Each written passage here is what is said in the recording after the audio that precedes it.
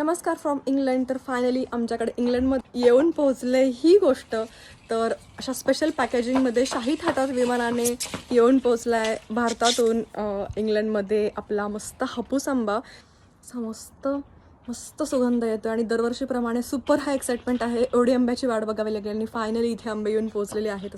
इथे दिसतोय बॉक्स मोठा, 1 डझन आंब्यांचा बॉक्स आहे हा. आणि इथे दिसतंय फ्लाईटचं त्याला स्टिकर लावलंय एअर इंडियाचं. एअर इंडियाने आलेले आहेत हे आंबे बॉम्बेपासून लंडनपर्यंत. लंडन हिथ्रो एअरपोर्टचं आहे इथे डेस्टिनेशन.